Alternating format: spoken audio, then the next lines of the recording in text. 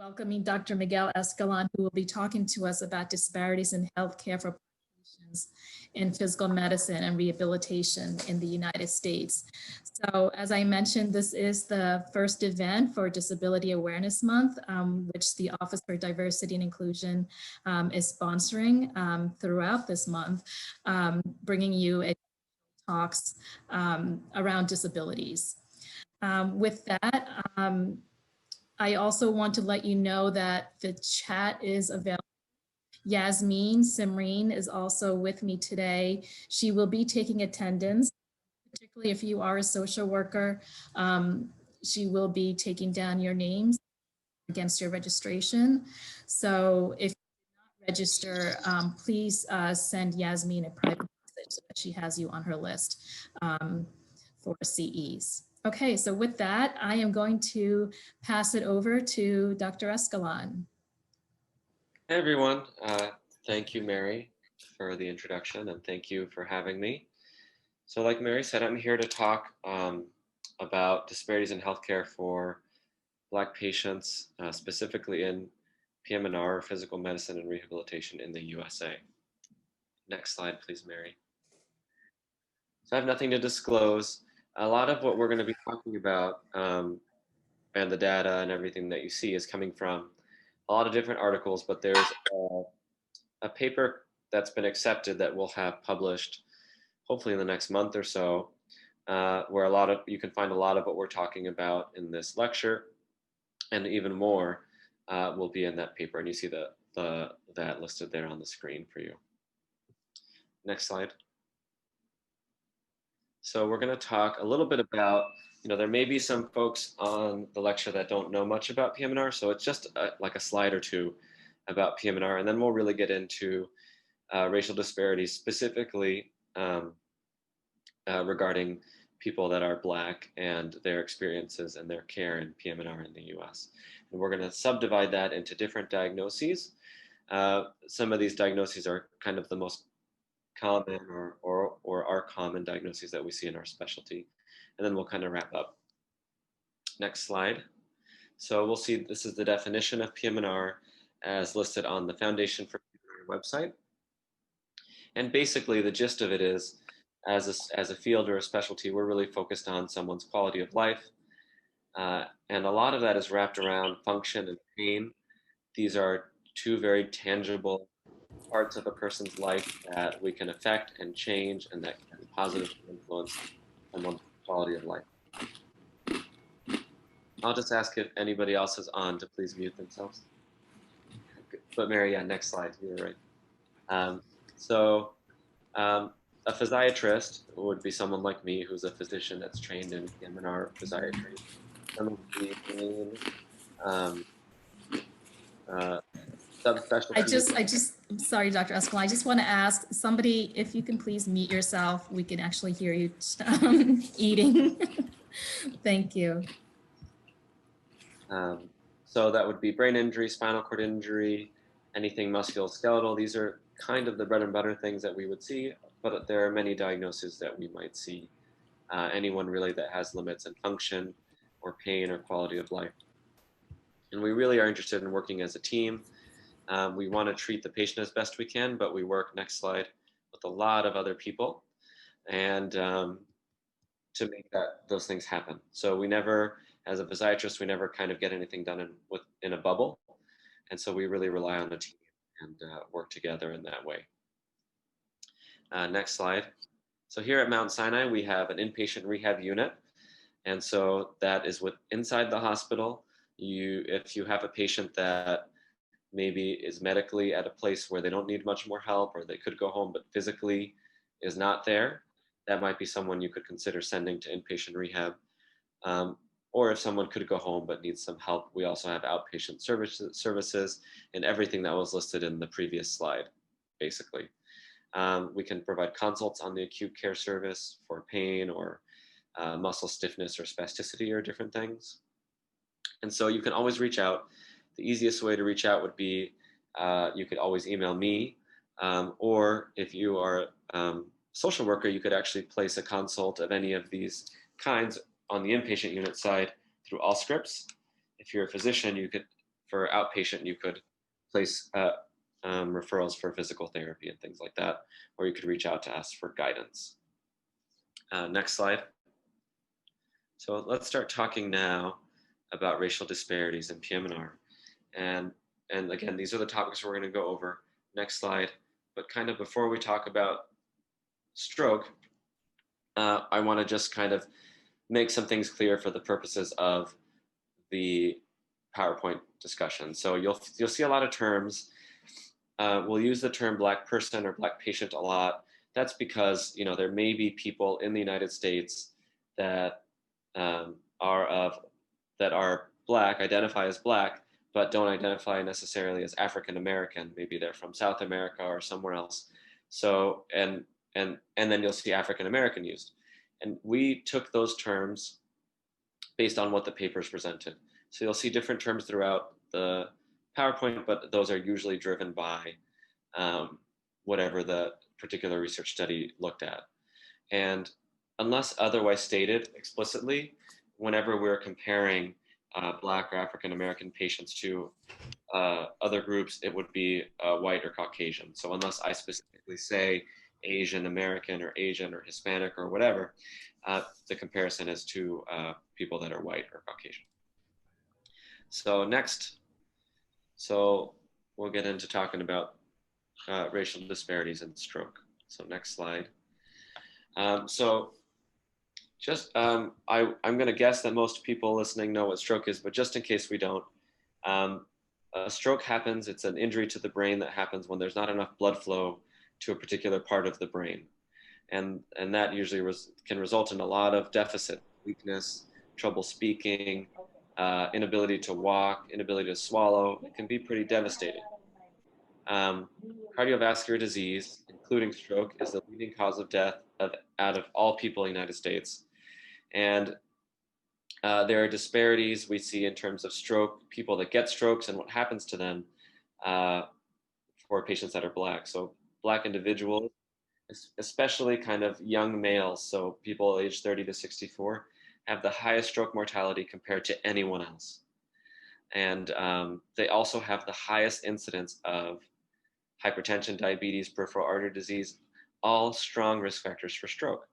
So we're going to kind of take a deeper dive into these things I'm mentioning. So next slide. So let's first talk about access to care. So access to care is super important when we're talking about stroke. A lot of you have maybe seen signs in the hospital or at a doctor's office that kind of says time is brain. So the faster you get to the hospital after a stroke, or the faster you can get care, the better you are, or the more likely you are to do better.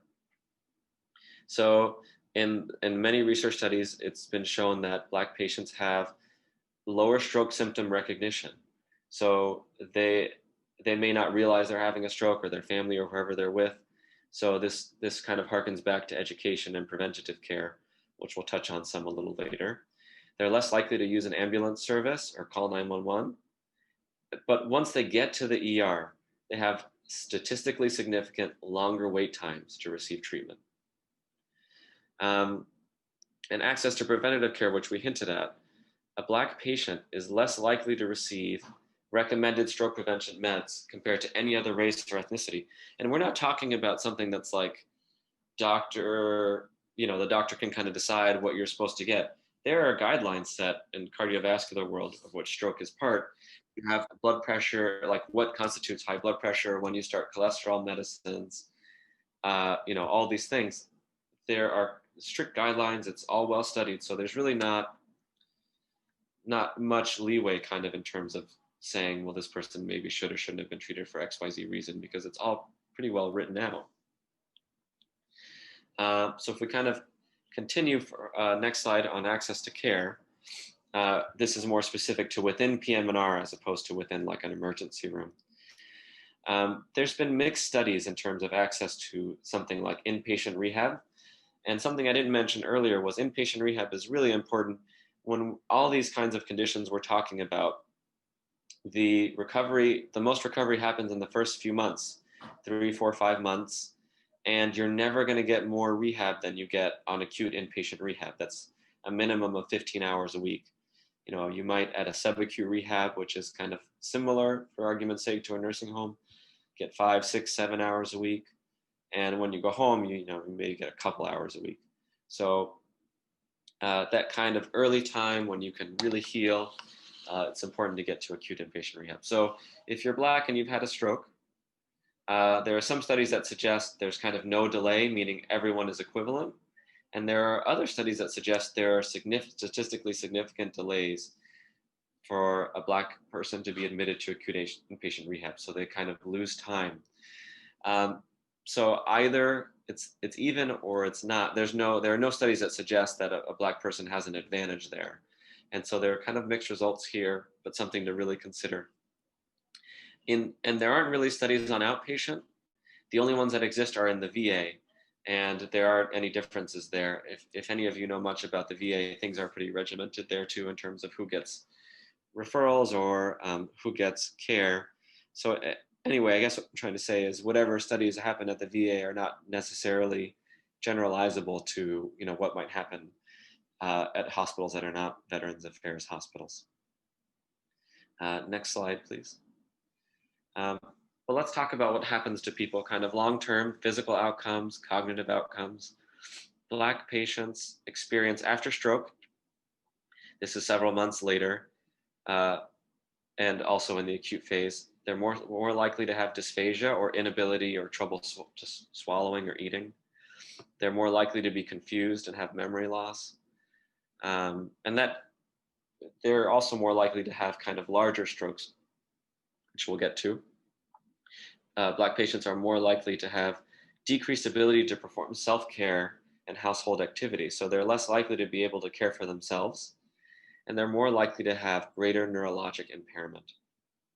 So if we go to the next slide, we can kind of see what I mean by some of these things. So every difference here, so the white bar or light gray is for people that are Caucasian or white, and the darker bar, the black bar, is for people that are Black or African American.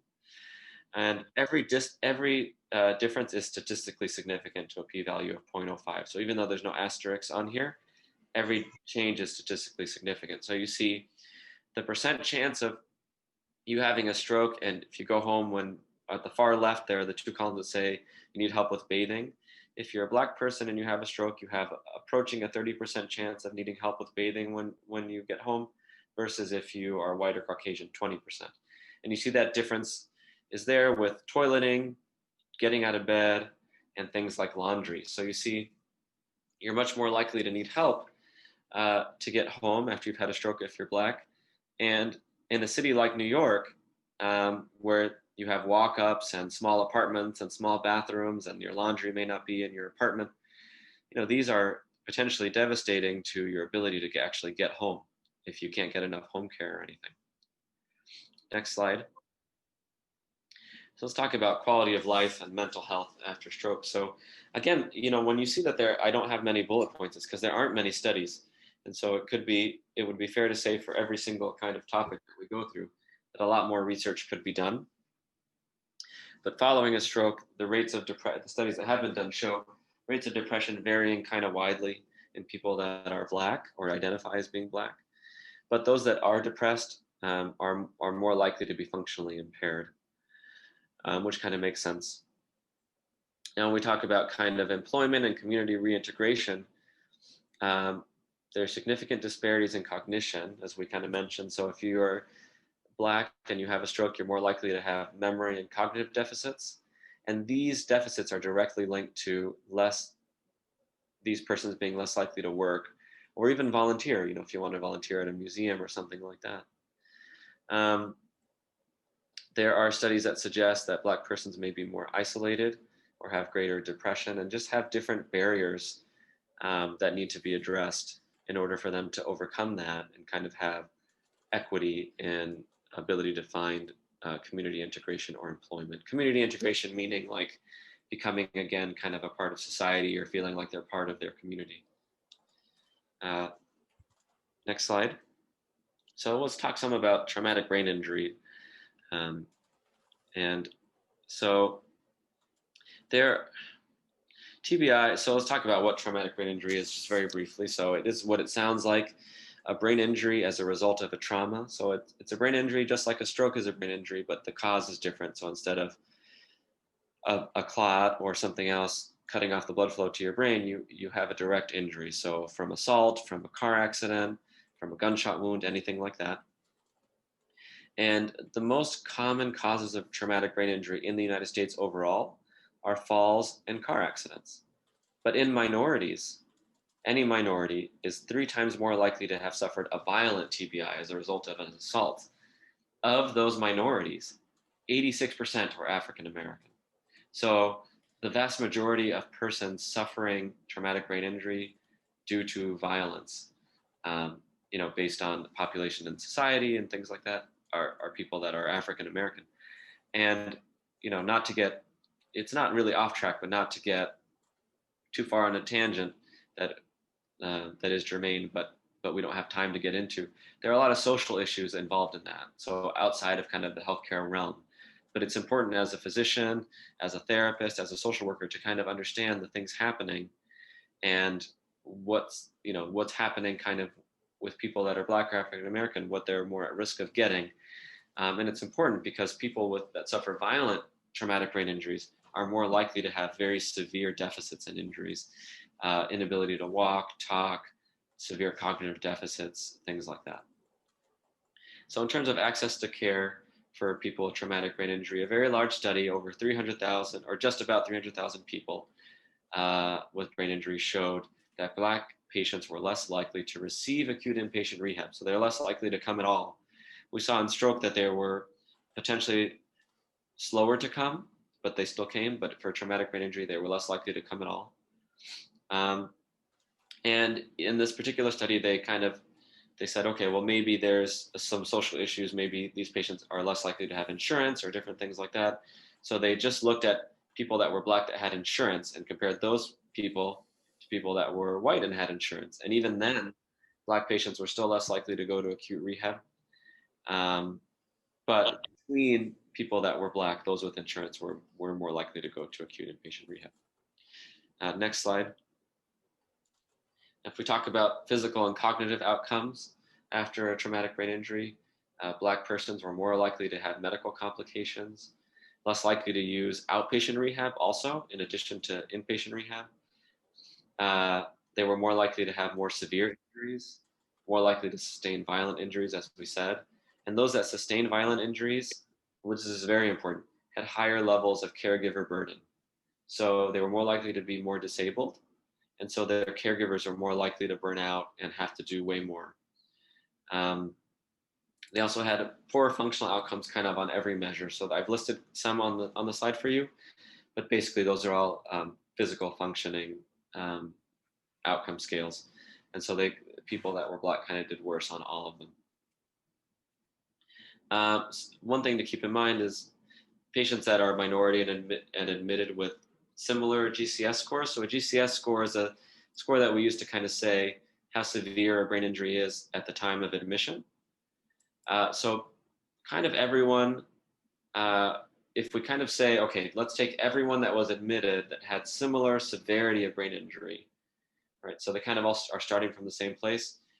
Patients that were minorities, even starting from the same place from a severity of illness scale, were more likely to have moderate or severe disability than those that were white or Caucasian. Insurance had a lot to do with some of these things, but not all of it. And so we're really talking potentially about what's happening to these patients after they're admitted. If they're starting in the same place, what's happening after admission that means they're ending up in different places. Next slide. So if we look at patients with traumatic brain injury, here's another figure.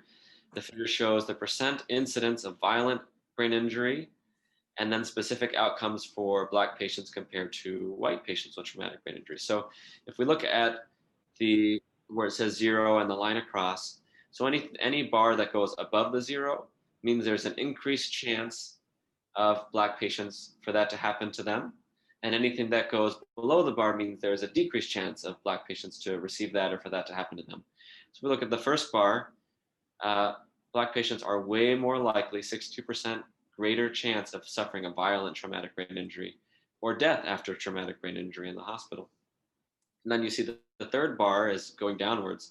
So they're 45% less likely to get inpatient rehab or long-term care, or 30% less likely to be employed. All these data are significant with a p-value of 0.0001. And so there are big differences here in all of these things. So the community integration score, disability rating score, FIM score, those are all outcome measures for functioning and obviously community integration. So we see worse outcomes for people that are Black after a brain injury, and less kind of services that they receive or ability to be employed. So that might give some hints as to why potentially these patients do worse. Next slide, please. So we talk about quality of life and mental health. After traumatic brain injury, Black persons are more likely to have depression, anxiety. They're more likely to have a self-reported decreased quality of life or life satisfaction, even as long as 2 years after the injury. And we kind of hinted at this, Black persons are more likely to have caregivers that, and those caregivers, are more likely to have caregivers that report higher rates of depression. So the caregivers are more likely to be depressed. And those caregivers that are depressed are less likely to receive counseling than caregivers for white patients that are also depressed. So there's a lot that goes into this, kind of like what we're setting people up for, and how that translates into what happens to them over time, and what could be the case and what is the case. Next slide, please. So in terms of employment, we kind of saw some of this in the bar graph. White persons have a greater chance of being employed even up to 5 years out. So kind of what we saw in the graph a few slides back, some of those things are true not just within the few months or first year, but even up to 5 years out after traumatic brain injury. Next slide. So we're going to change gears. We're going to talk about spinal cord injury. So next slide. So this data is taken from the spinal cord injury model systems, which is a large database of patients with spinal cord injury throughout the country. So spinal cord injury is any injury to the spinal cord itself. The spinal cord is, it takes all the nerves from your brain to the rest of your body. So it helps control your arms, your legs, heart, lungs, stomach, sexual function, everything. And there are a lot of ways that you can get a spinal cord injury. You can get a spinal cord stroke, you can get a tumor, you can suffer a trauma. So these data that I'm presenting in this first slide are a direct result of trauma, and some violent and some not. And so what you see is the black portion of each bar is a non-violent but still traumatic spinal cord injury, meaning like a car accident or a fall. And the gray portion of each individual bar are violent traumatic spinal cord injuries. So what you see is, if you look at the first bar, and this is per million people, so 2.6 people that are white per million are likely to get a spinal cord injury. 0.17 of those would be from violence, and 2.43 from non-violent but traumatic, like a car accident. And if you look at the next bar, that would be Black non-Hispanic. And you see 4.5 per million. So you're almost twice as likely to just get a spinal cord injury if you're African American or Black. And even then, you're so much more likely for that injury to be violent. And so you see that holds true to some degree for Hispanics, but not as much. And you see for Native American and Asian, it's similar in terms of the rate from violent. But when you compare that actually to how many people are getting injured, so for Native Americans, right, it's only 1 per million as opposed to 2.6 per million for those that are white. So the percentage, so 0.14 out of 1 is more than 0.17 out of 2.6. So the other thing to keep in mind here is, and you might be thinking of this already, 24% of people with spinal cord injury in the model systems database are Black, but only 13% of the population of the United States is Black. And that's where we see the change in the per million. So you're much more likely to get a spinal cord injury if you're Black. And also Hispanic is about the same in terms of population as Black. And so you see that the rate of that is also higher. Next slide, please. So in terms of access to care after spinal cord injury, it's been shown in a lot of studies that the sooner you get surgery, if you've had a traumatic injury, for example, and you have a fracture in your spine, the sooner you get surgery to fix that and you decompress the spinal cord, the better your outcomes are. But there have been studies that show if you're African American, you have lower chance of receiving that surgery early on, and even surgery at all. And so we have to, we could unpack that a bit. The one thing I'll say is some of that has to do with the way that African Americans become injured. By violence, so say take a gunshot wound, a lot of times it's standard of care not to remove a bullet from inside the spinal cord. And so in some of these cases, it may be that somebody could have had surgery that didn't. So they have lower odds of getting an early surgery or any surgery at all. But in other cases, it may be that it was the correct thing to do not to have surgery. But the problem is really have the social issue. So why more likely to have a gunshot wound and issues of violence? So again, that's certainly a bigger topic, but and so I don't know that we have time to kind of go over all that, but really should understand how all that translates to the care that we're giving. Black persons have an increased length of ICU stay, which isn't a good thing, a higher overall length of hospital stay, and they have more in-hospital medical complications after spinal cord injuries. Black patients are less likely to go to inpatient rehab after spinal cord injury, which is also not a good thing. And especially for stroke, traumatic brain injury, spinal cord injury, there's so much that we can do on the acute inpatient rehab for these patients. And just to use spinal cord as an example, everything changes most people have their cognition intact. Everything changes with your bowel and bladder, let's say. You're not going to the bathroom how you used to. Maybe you have to catheterize. Well, where does a patient learn to do that? They learn to do that on acute inpatient rehab. They don't learn to do that in a nursing home or if they go straight home. And so it's not just about physical function. It's also about other parts of quality of life and medical care that patients miss out when they don't come. One thing and the last thing I'll kind of touch on this slide is the unconscious bias that has been seen amongst SCI physicians in PM&R. And there aren't a lot of studies like this in PM&R or in medicine. But if I could kind of harness Quinn Capers, who, if you don't know him, you should look him up because he's an expert on this. Unconscious bias are biases that we all have. They're unconscious because we're not thinking about them. So nobody's being overtly racist per se. And implicit bias is the same thing as saying unconscious bias. But so the way to kind of think about these is we have over time evolved a certain way. And part of what's inherent to us as humans is we're supposed to know if something is dangerous to us. So maybe when we're cavemen, we're supposed to know saber-toothed tiger, not good. So you don't want to have to look at a saber-toothed tiger and think about what is that? Is that friendly to me or not? Like once you know that thing is bad, you're supposed to just run. And so that's an implicit bias. In that case, in that particular example, that's a good type of implicit bias. So an implicit bias isn't always necessarily bad either. But implicit biases and again, there's a lot of reasons we could get into talking about why they might exist. But if we have implicit biases towards patients because of the color of their skin or whatever else, that could affect the care that we deliver.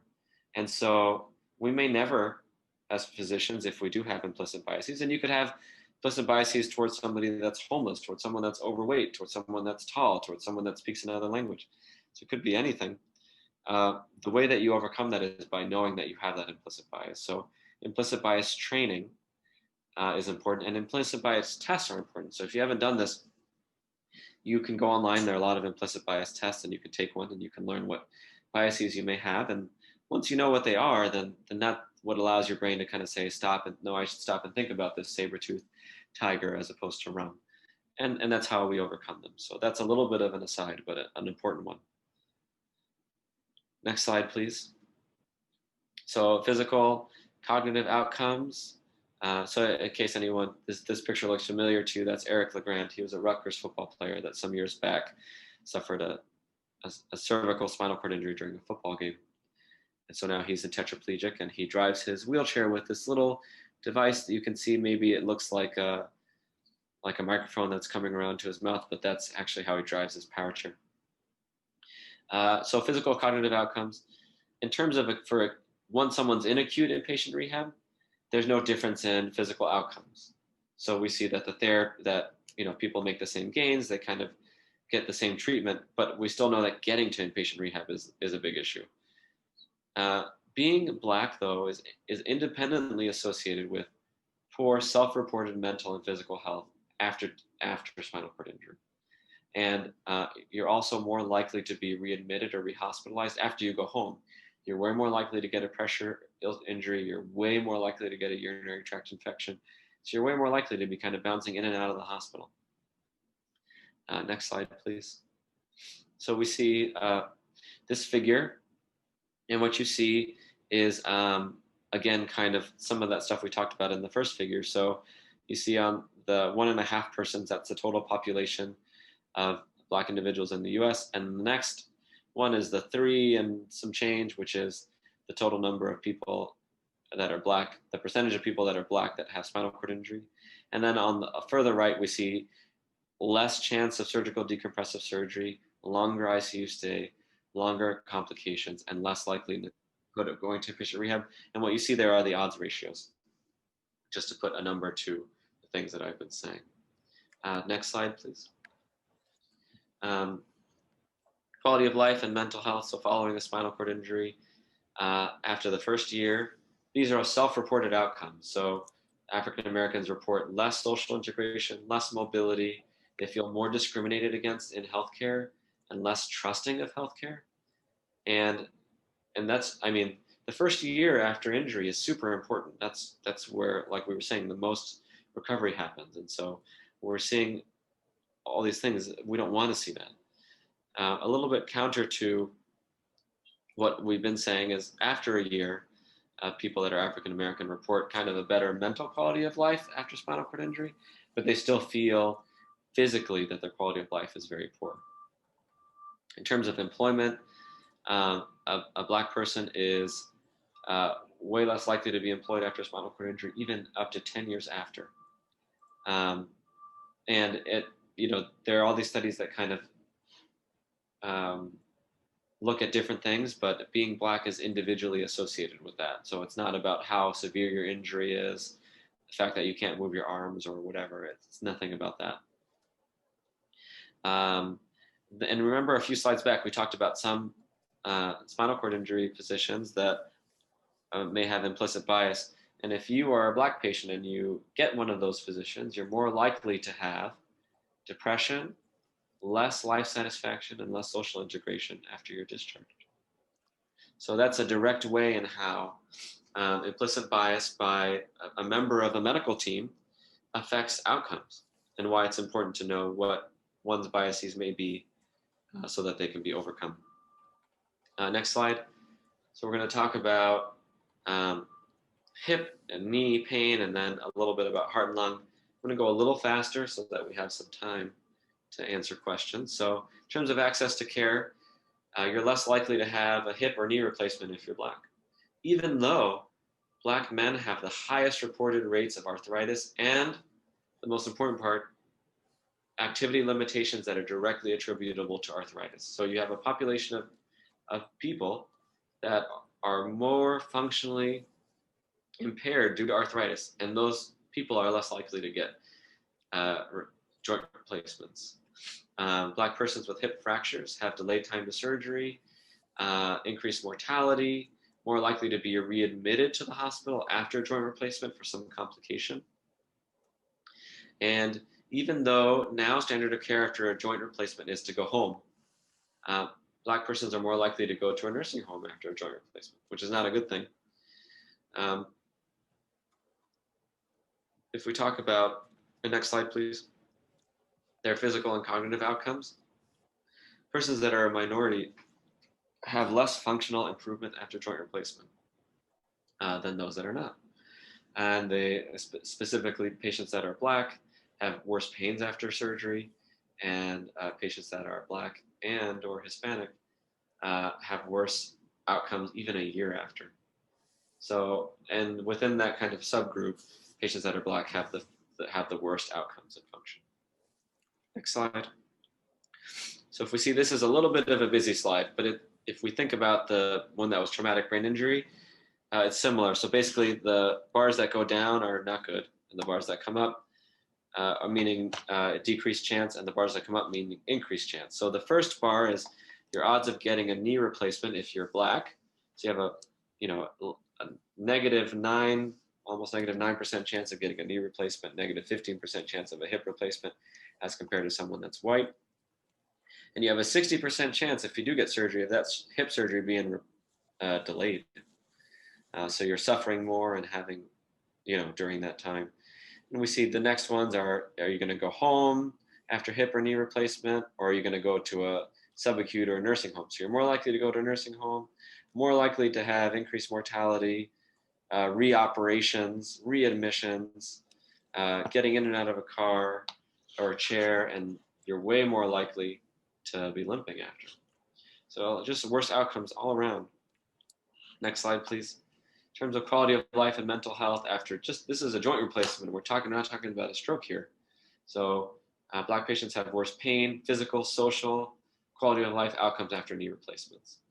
And there's a really limited research here into all of these things. Black women in particular seem to have barriers after these kinds of surgeries to be able to exercise and to be able to kind of reintegrate into society. Next slide. Let's talk about heart and lung. So heart disease, as we mentioned early on, is the leading cause of death in the US. Black persons have the highest overall mortality rate from coronary artery disease, heart disease, of any population. They also have a very high prevalence of diabetes, hypertension, cholesterol. Even after adjusting for all socioeconomic factors like income, insurance, Black persons are less likely to receive care that adheres to cardiac guidelines. And again, cardiac guidelines are very strict. It's formulaic, so there's really not an excuse there. Respiratory or lung disease is the fourth leading cause of death in the US. Black persons with COPD or emphysema are twice as likely to require hospitalization or emergency room visits than those that are white.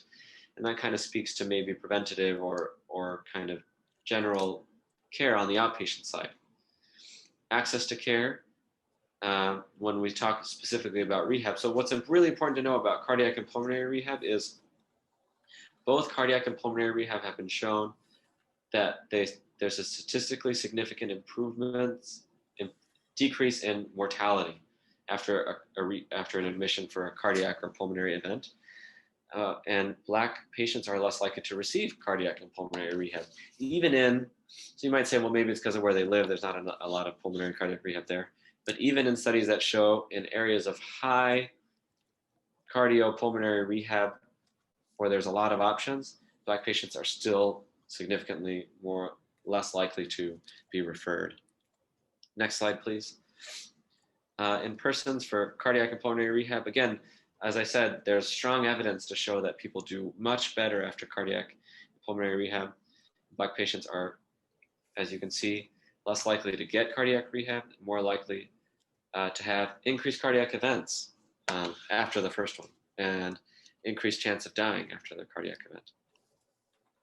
There's not a lot of research here. Most of the research in this realm really has to do with disparities in access to care. So when we talk about outcomes and quality of life and stuff, there's not a lot of research in cardiopulmonary rehab in that realm. So what I'm presenting to you on these slides is really, just from a couple of studies, not from many studies as what some of the other slides come from.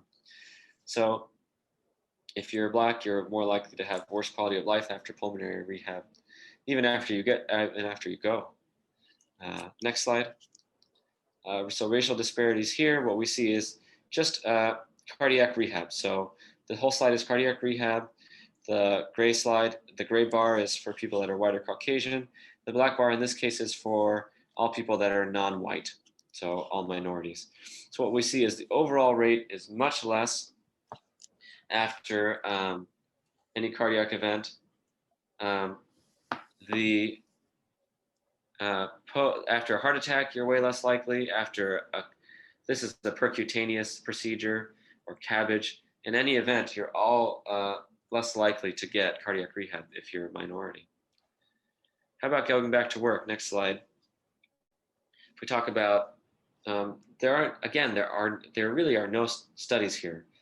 The only thing that is kind of studied is culturally adapted, like telehealth for community integration. This would be things like, the program is in Spanish or something else.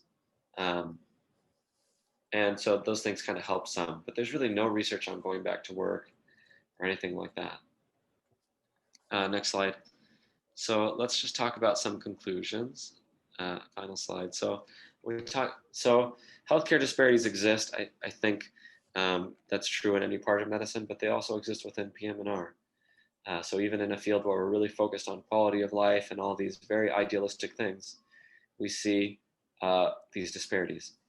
And some of those disparities start kind of uphill and roll down onto us, and some of them are directly within our field.